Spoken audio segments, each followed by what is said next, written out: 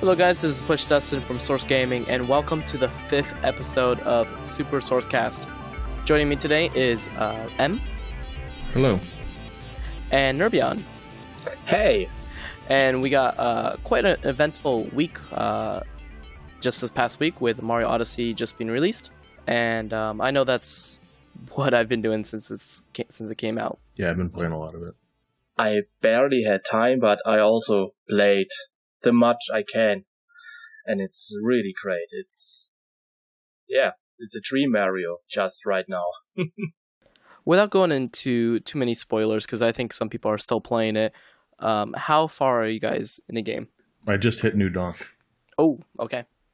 Yeah, same. I also not just arrived, but I'm already at the daytime from New Donk City. Okay. Yeah, I just started at the nighttime spot. All right. I finished the story. I basically made a mad dash to the end so that way I couldn't be spoiled by anyone on the internet. Yeah, that's actually a good strategy. And I actually thought it too, to also rush through it, but I just can't. I just keep messing around with all the stuff the game offers. For example, New Donk City, there's rope jumping. Yep. And I just did that all the time. I even had a high score with 500. You're at 500. Yeah, 500. I don't know how I made this far. Does it actually keep on getting faster and faster? Not really. At 50, it stops going faster, so you can adapt to it more easily and can find out the rhythm. The last time I checked, I think the high score was like over 6,000. Holy shit. I think it's already 10,000. I could believe it. Yeah, it's crazy. Why? As soon as you're turning off your mind, you'll just automatically jump. Because it's not getting any faster, so yeah. Yeah, as long as you get the rhythm down. Alright, yeah.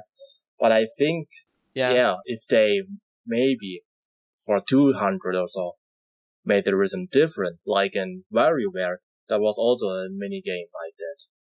They kept changing the pattern, and that was really difficult in WarioWare. Yeah, because then you had to constantly adapt to it. Yeah. Yeah. Have you guys gotten to the volleyball game yet? Not yet. Okay. That one, I hate that one. That sucks.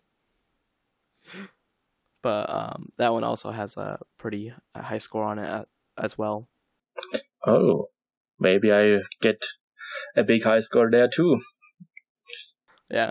In order to actually complete the game, you only need like 160 power moons, I believe, or so. That's how many I had before I completed the game. Or well, maybe less than that actually. But yeah, you don't really need a lot. You don't need a lot, but it's a little bit different from Super Mario 64, where you really collect a certain amount of stars, and you can keep going, and in Super Mario Odyssey, it's for each world. Yep. So you can't just collect 60 moons in New Donk City, for example, and just just skip even to countries or lands. I think that's a good design decision because it forces you to play the levels that you might not really like, and kind of really discover what's unique about that level. Yeah, I agree.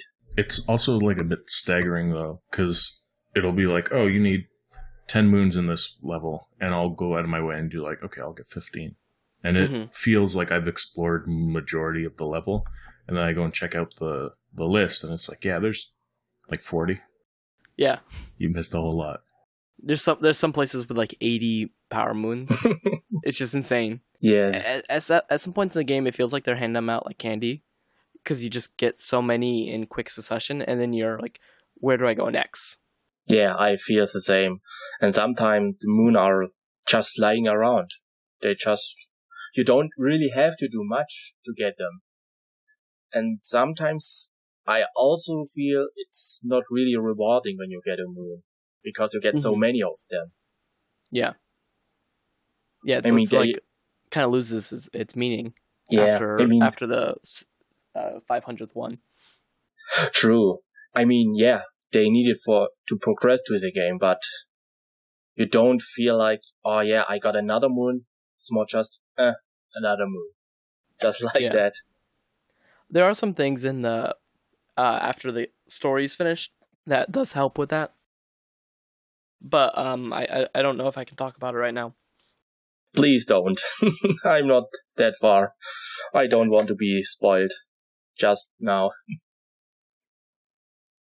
But but what I like especially about jewelry, but just a quick insight. What I really like about how much coins are important now.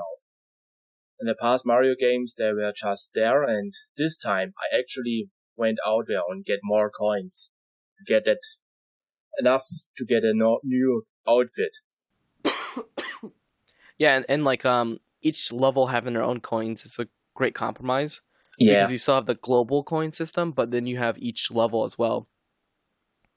And even the normal coins, the gold coins, those you use up so quickly. Like I'm always near zero. I also like that they don't disappear in the world. Mm-hmm. True. So besides Mario Odyssey, have you guys been playing any other games this week?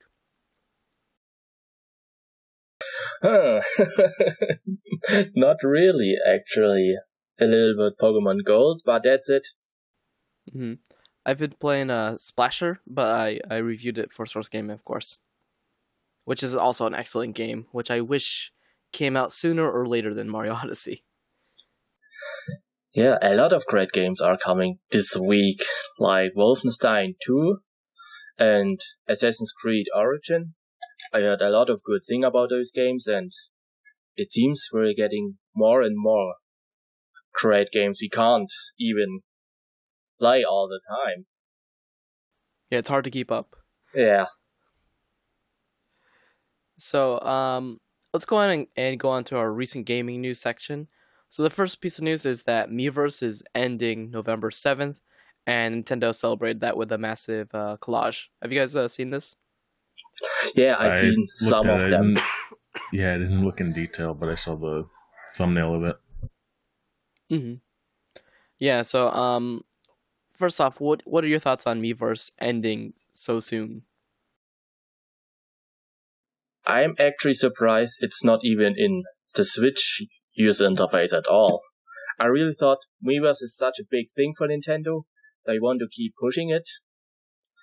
But in the end, I'm a little bit sad, because it was in my opinion, a great service. You could share drawings, doodles, and help others. I think it was a great way to make a new social media made by Nintendo. But in the end, there were also a lot of trolls around, like in the Super Luigi Bros. U. It has nothing to do with the game at all. It's just shit posting pure, and yeah, it's a little bit sad.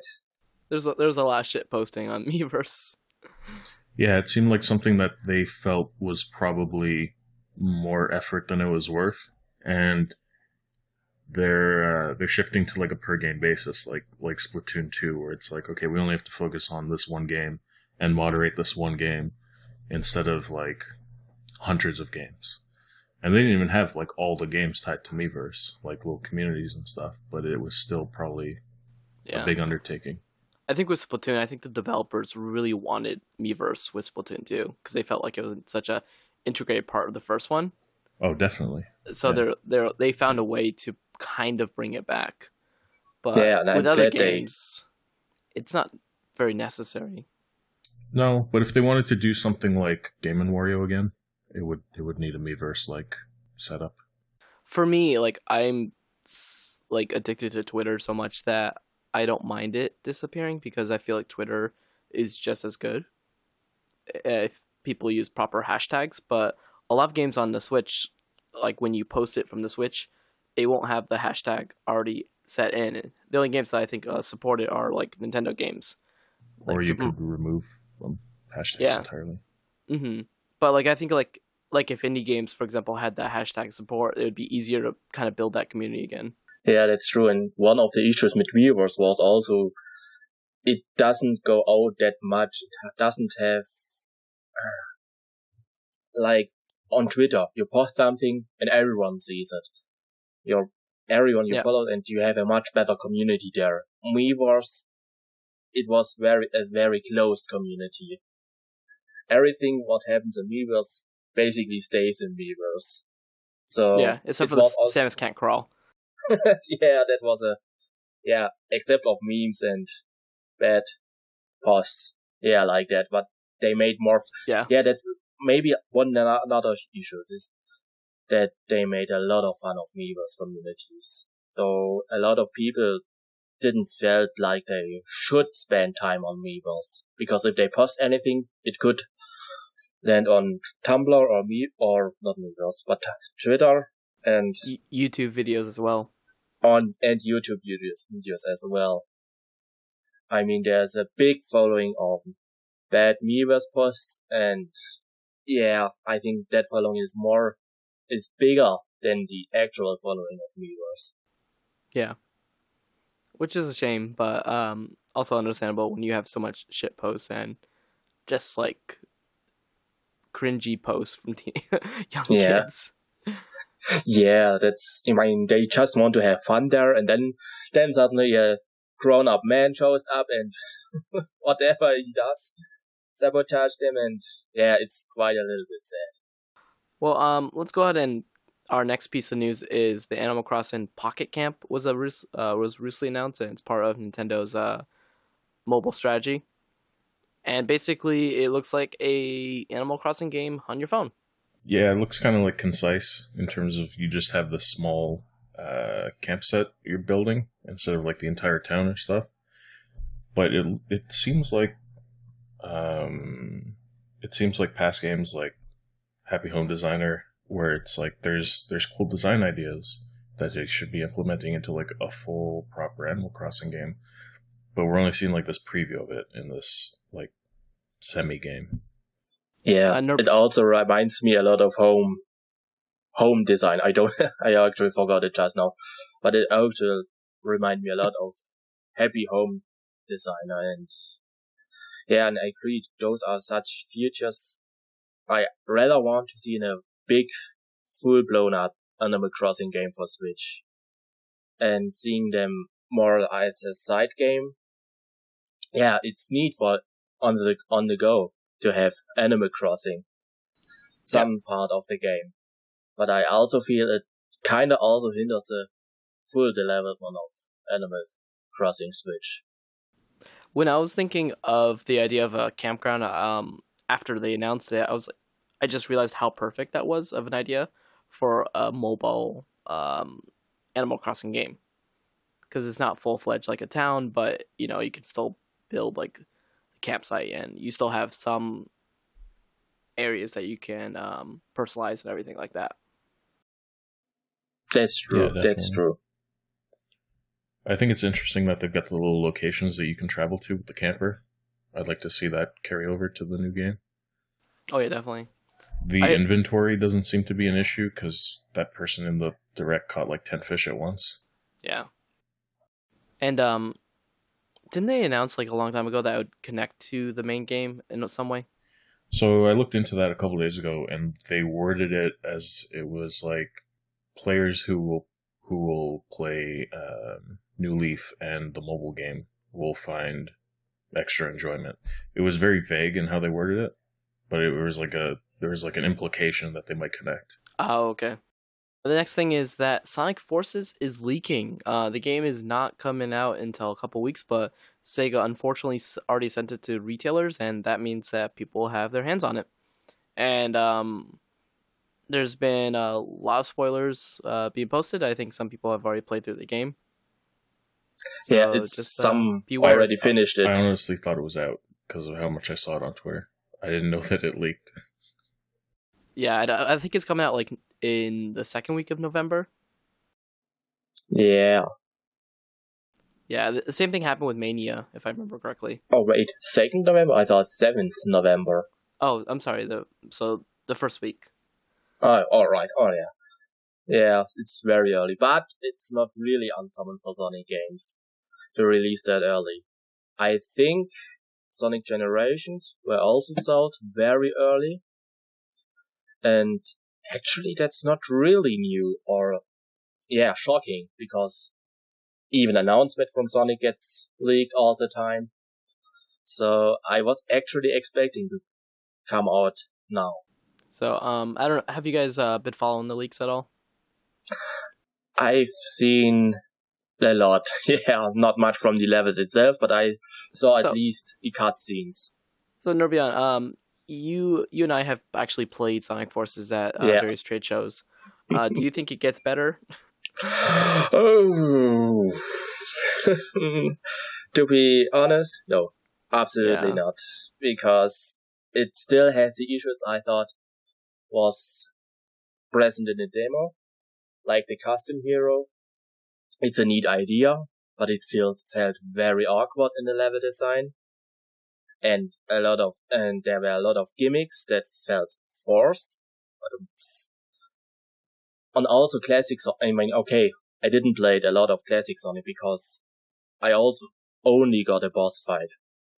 But from the level design, it doesn't look that great. I say that like that because, it could be worse. But it's not Mania level. Yeah. I mean, I don't want to compare apples and pineapple, but compared to Mania, it lacks a lot of imaginary, and it's also not really. Yeah, I saw a lot of people saying it's not really focused on what it should be or what it could be. Yeah, I mean, basically they have like 3 different game types, and they're trying to put them all in one game, and they're not really focused on one.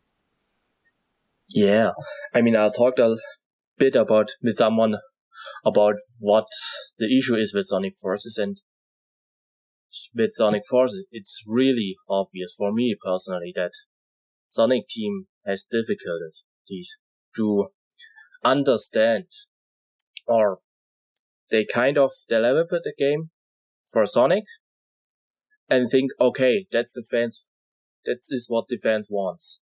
They don't just develop the concept.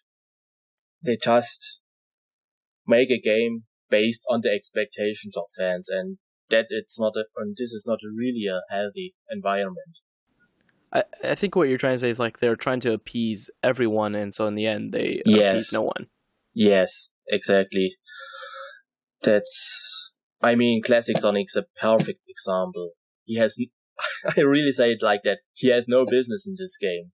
From the atmosphere, as well as from the game or from the setting.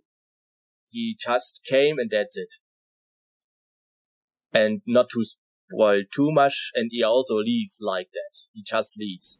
It's like, my time's up. Yeah, I mean, there was even a cutscene which confused a lot of people. I don't know, I shouldn't say a lot, because some don't want to be spoiled in Sonic Forces.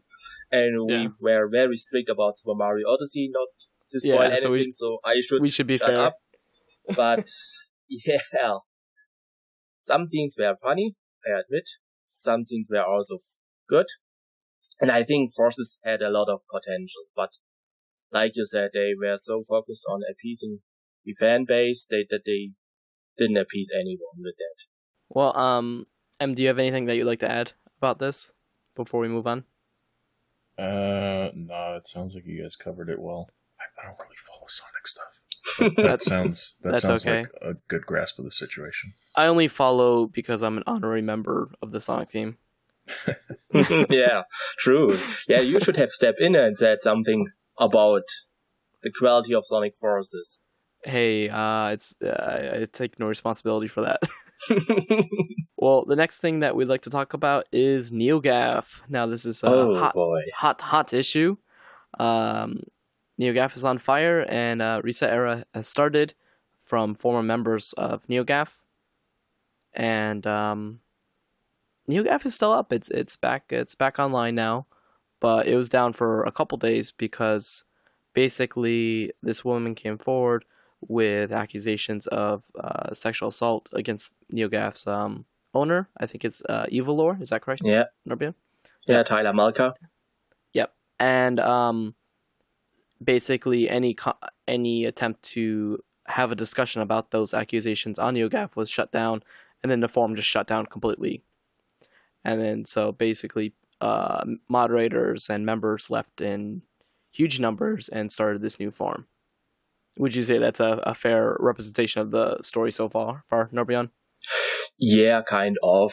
I mean, we also have to say that Evilor, when the rumor came out about the sexual allegations, that Evilor wanted to prepare a statement. The moderation team waited a long time, and they kept messages from users regarding the allegations, and they couldn't do anything.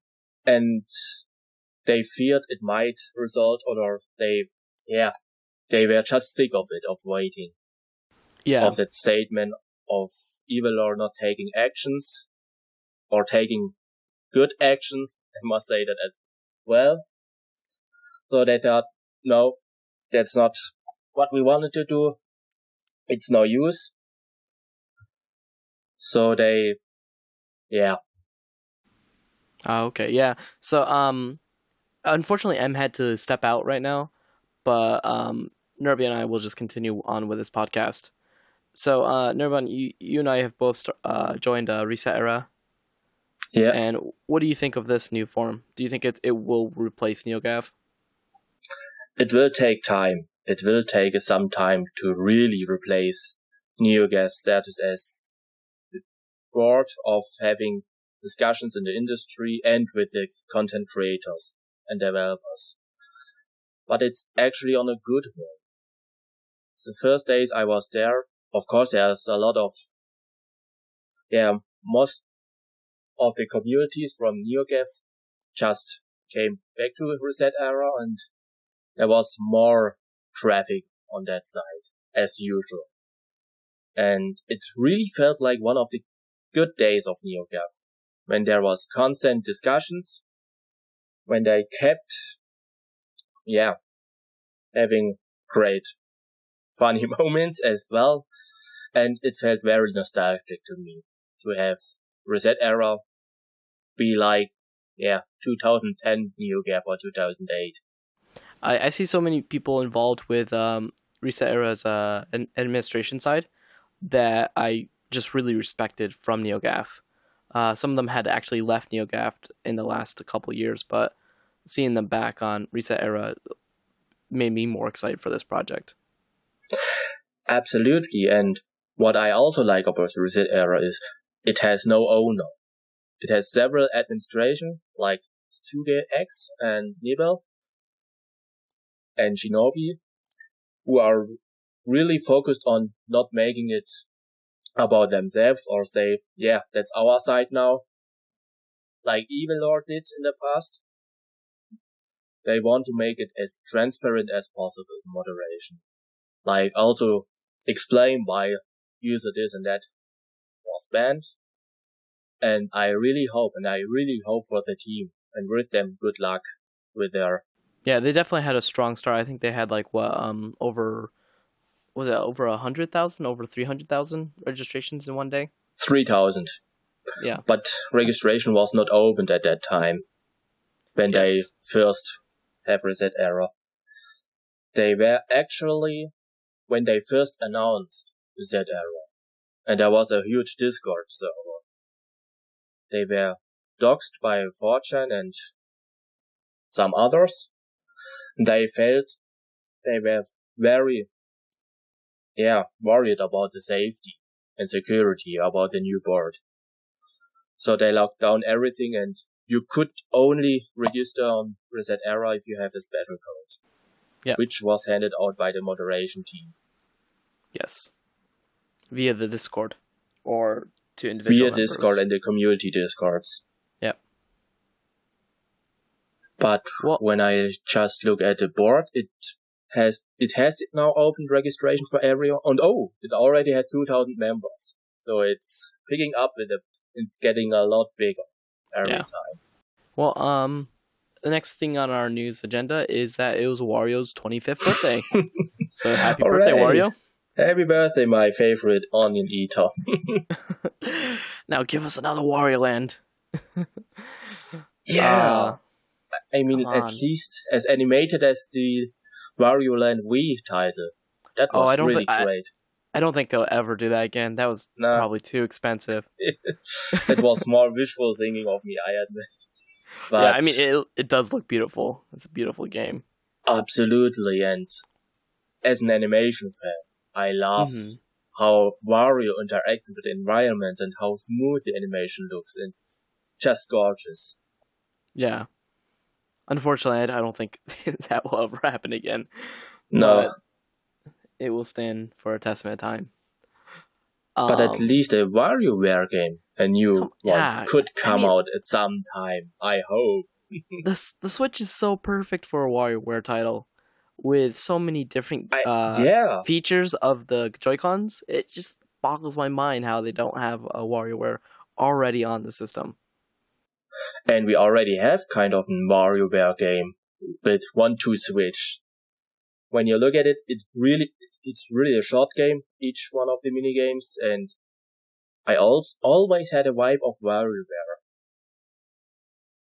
And maybe we can get a new WarioWare on Switch, like the old WarioWare titles, not like Game & Wario, which was a great game at itself, but not as great as WarioWare games. Yeah, basically, Game & Wario started off as the Wii U tech demo, and then they repurposed it for a Wario game. It wasn't like an original WarioWare game, in my opinion. Yeah, I mean, I had a lot of fun. I mean, the Miiverse minigame, for example, which we talked about it earlier, was one of my favorite games of that. And it's true, they based it on the tech demos they had for Wii U and hope that the Wario brand could make it forward. Yeah, I worry that the game didn't do well enough, and that's why we haven't seen a new WarioWare game. Yeah, which is actually a real shame. Because they had also, before Game & Wario, they had Mario Do It Yourself for the DS. And that was a really great game.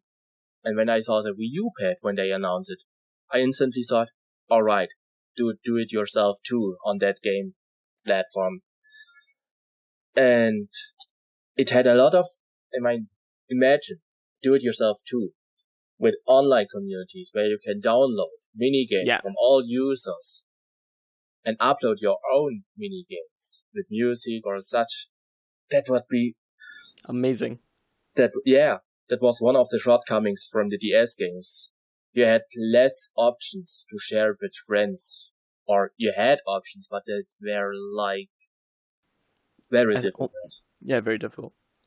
And but my dreams with do-it-yourself too is vanished with a Switch, which doesn't have a touchscreen that's suited for games like that.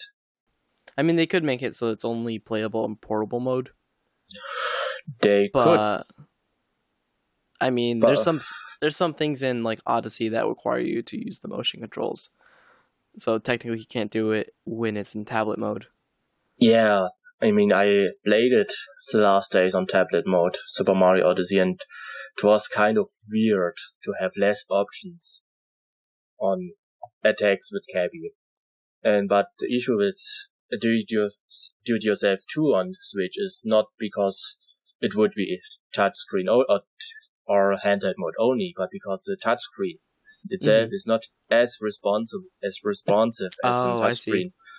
It's a that's one of the shortcomings for multi-touch touchscreen. They work, but you can't really draw on it, except you buy a very expensive pen on it. Yeah. So happy birthday, Wario. I hope. What a great way to celebrate Mario's birthday by telling him, yeah, I want that game, I want this game, this won't happen. This won't happen. I mean, a couple years ago, or was it only... It was only 2 years ago where we thought the same thing for the Metroid franchise as well. That's true. We all said... look where we are now. You know, we had 2 Metroid games in productions at the same time. Yeah. So, Wario could come back. Come on. Yeah. So the problem is, Metroid was teased by Nintendo a lot of times. And Wario, not so much. But I still hope for Wario Land 5. Do you know if Nintendo tweeted out about Wario at all? Nintendo? Or they knew about Wario Land, or... I mean, the 25th birthday? No. Or else they already tweeted something. I mean, I admit, I also forgot about Wario's birthday. That's, I only thought through Twitter, some drawings, some artwork, and thought, Wario had birthday. Whoops.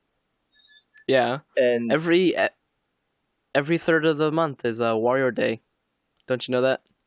I didn't. Yeah. From your big Wario article, yeah. Yeah. True. I follow a Japanese account, and every third day of the month is Wario Day. Yeah. Then we should celebrate every third day Wario Day. Well, I guess let's go ahead and talk about Source Gaming news. All right.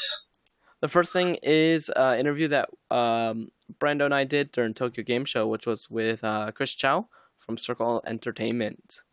Now, this is a pretty lengthy interview. It actually lasted, I think, like 30 minutes in total. 30 minutes, maybe. We were talking on and off for like an hour, I think. But, Yeah, about the potential of Switch games. And I was actually surprised to hear that they were not so...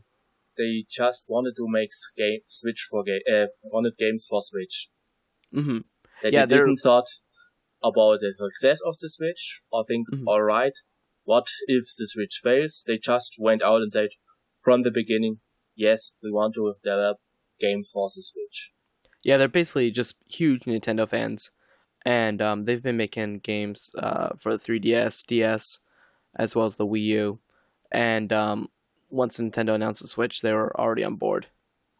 Yeah, that's actually great, and I hope many indie developers, I think a lot of indie developers already jumped the Switch boat as soon as possible, because they might knew that Switch, they don't know the future or if they're going to be successful with it, but they're just huge Nintendo fans that they just wanted to support Nintendo. Nintendo Jackson and I also talked about this with the Indie Gold Rush discussion that we did about a week and a half, 2 weeks ago. And basically you had a lot of indie developers jump on the Switch because dev kits are cheap. The platform was new, so you could have a lot of exposure for your game. You didn't have a lot of competition. But now that's true, and that's one of the strong points of Nintendo in allowing such cheap dev kits. But the issue is now that we have like 13 games coming out in one day. Yeah, that wasn't the issue. But I think that was more about the timing and not about the support itself, because suddenly all indie games at all once wanted to come out before Super Mario Odyssey, and that resulted in the Indie Gold Rush that no one or not everyone could play every title. I think we're still going to see a lot of games every week for the next year. I think it might calm down sometime. You think so? Not this year, at least. This year they're going to full on with Switch indie titles and put out as much as they can. But next year, I think it might calm down when people or developers are used to Switch. And yeah, I mean, personally, I hope that every game comes out on Switch, even Uncharted or Crash Bandicoot. Yeah. But yeah. Well, the next thing that we'd like to talk about is the Anvil's post, which he did, Ryu the King of Crossovers Redux, which is basically an updated version of his graphic where he shows every single person that Ryu has fought. Well, I guess I should say Ryu as Americans say it, right? Yeah, I mean, I also said Ryu as a German, so Ryu sounds right for me. I watched the Street Fighter anime, or the Street Fighter movie, and they said Ryu, so I was gonna go with Ryu. Oh. So, yeah, I can adapt to it, Ryu. Oh, no, I can't. Well, actually, I think, whatever. I'm just being anal about that. Yeah. But over 763, that's... Yeah, and it includes, like, Obama. Yeah, that's... What was it's it? crazy. One of the show games? Yeah. They agreed to, Capcom, and Capcom also agreed to a Family Guy Flash game, which is kind of weird for me. Yeah. And it's when you look through the whole roster of what and who Ryu fought, yeah, Capcom has that character that's a representative of fighting games, and many want a collaboration with that huge icon of fighting games. So it's kind of natural that he has so many crossovers, even the weird ones. Yeah. But I think Anvil's graphic is just amazing. Like, it shows exactly in a very sorted way. Mm-hmm. And like also like the duplicate characters weren't counted, like Evil Ryu or Dr. Mario. Yeah, I mean, a lot of people discount clones like that. And say, nah, that's the same character, that doesn't count, but for example, Dr. Mario. Everyone says it's the same character, but who says that it might be not a different brother from Mario, who's just a doctor? Game theory. Well, the next thing that we'd like to talk about is the interview that we did at Tokyo Game Show, and that was with Integrate with I think it's Matt Papa is his name. Matt Papa, yeah. Yep. Matt Papa. He's a wonderful guy. We talked about Galgun, localization, and also a little bit of Gunvolt. So I thought the most interesting thing that we talked about was localization and that process. That's something that Brando and I are particularly interested in because we do translations for Source Gaming. But it was great to hear his experience with Gunvolt. Yeah. I mean, when you talk about localization, I also found Galgun. Yeah, I know you wanted to talk about Gunvolt, but Galgun is something I really thought it's not suited for a Western game. Yeah. And that they were able to bring it over to the West and make also not a lot of money of it. It's sometimes shows what really is possible with localization and what you can do and what you can't do. Yeah. Galgun. I mean, I've never actually played a Galgun game, so I basically did research for the interview, and it was quite enlightening. Yeah, that's the best way to put it. I mean, I played it once by a friend, and yeah, of course, the view I played on a friend's excuse, so I don't to put myself in a spotlight, but I played, and it was a really experience. What was your friend's name? Gerbion? No, it's Nirbion. Oh, sorry, Burbion. yeah, they get always confused. Yeah. But yeah. Yeah. I know. Yeah, and we talked a little bit about localization because a lot of people think that any changes to games are like just censorships or stuff like that. But you really have to consider the market and how games are sold and packaged because they're commercial products. That's right, and most people don't think like that. They think, no, they don't want us to see, hot stuff and such, because they hate us. Such simple arguments. But some stuff is not really, like, just remember, there was, in Fire Emblem Fates, there wasn't a court conversation. I'm not sure if I recall the events really. But which conversation? That was about a gay character that gets somehow converted in a... I think that was exaggerated. Like, it was a fan translation that did the original one, and they mistranslated it. And then that news got spread, the fake translation. I thought actually that Nintendo of America toned down a little bit of that conversation. They might have toned it down, but I think the initial version was like mistranslated. The one that caused a lot of controversy. Oh. I think. Yeah. That's what you can see what happens when you mistranslate something. Maybe I'm misremembering this. Yeah. I mean, I don't recall accurate the situation, but there are some culture difference you have to take care of. And some stuff offends people. Like South Park, Stick of Truth. It was censored in Europe because it's actually kind of an example I'm more aware of it. Like, national symbolism is not allowed in Germany. So they cut that, so we don't have Nazi zombies in South Park, the Stick of Truth. So, some countries, it's just forbidden, or they just don't, think it's suitable for a mass market.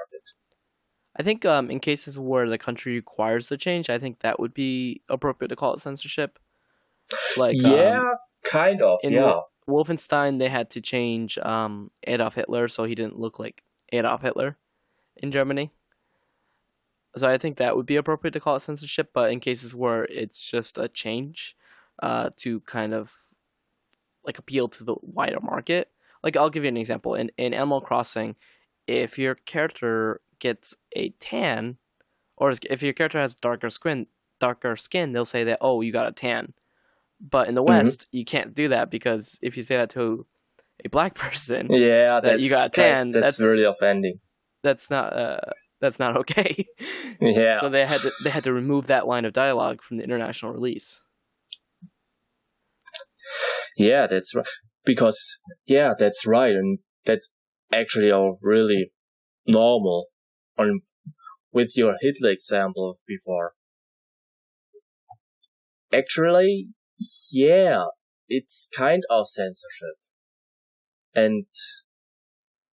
But the thing is, they are allowed to keep that stuff, but they are not allowed to sell it in Germany then. So the publisher has then the opportunity, if they think this Germany is a big market enough to sell that game uncensor themselves, so they can publish it, or they like just... Alright, go on. Like another example is like China, they can't have skeletons, I think. Oh, why is that? Just that's their laws.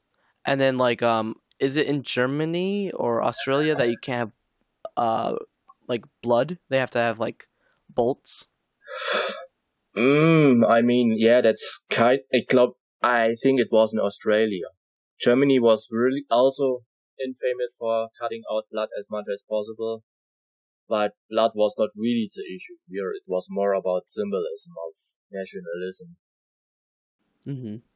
So I think in cases where like the law requires a change, then I think it's appropriate to call it censorship. But if, like, for example, they're trying to change it if they decide it themselves, then it's not really censorship.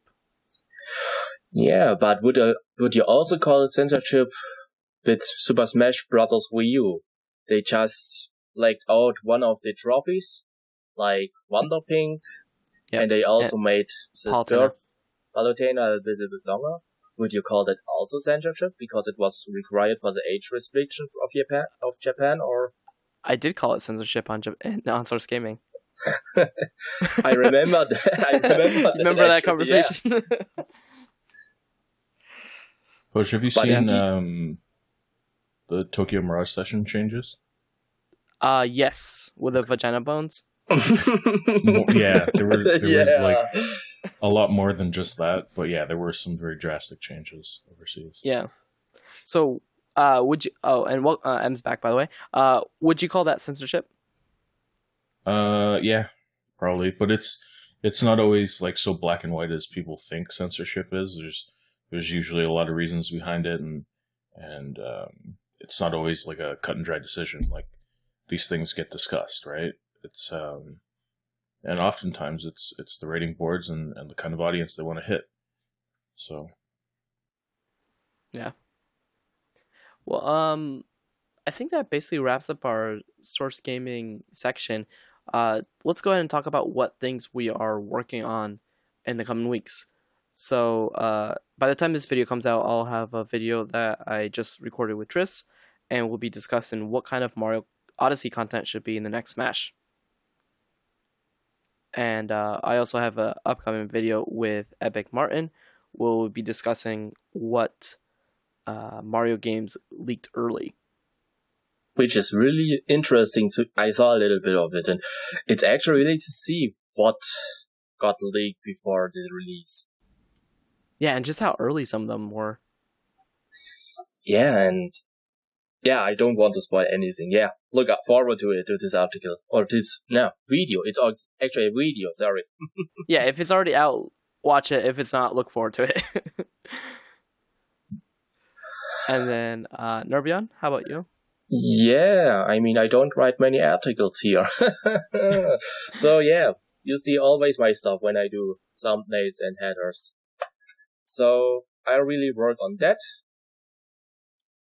And maybe there's an opportunity somewhere when I think, yeah, I want to write something or want to visit an event. Or join a discussion. Yeah. Maybe in the future. Yeah. Em, how about you? Yeah, I got a article I'm working on relating to video game music. I don't want to go into too much detail past that, but Okay. hopefully that won't take too long. Yeah. And then we got a couple of interviews, I think, lined up, and there's one more interview from Tokyo Game Show that will hopefully come out sometime soon. It's with Pygmy Studios. We have to translate it because it was done in Japanese. And so that was a great interview because we talked about Luna XXX, which is coming out for the Switch very soon. All right. Well, I think that basically wraps up this episode of Super SourceCast. Why don't we just go ahead and say where people can find us? So I'm PushDustIn. You can follow me on social media by just searching for PushDustIn. I'm everywhere. Yeah, and it's the same deal for me. I'm also kind of everywhere. I'm Nirbion. You can find me at Nirbion on Twitter. And yeah. I'm M, spelled EHM, and you can find me on Twitter at OtherM. Okay. And also you can follow Source Gaming by going on to All Source Gaming on Twitter. Our Twitch is SourceCast, and our YouTube is Source Gaming. Just search that there, and you can find us there. Next episode will be in about 2 weeks, and I hope you guys enjoyed this episode. Let us know what you think in the comments below or on Twitter.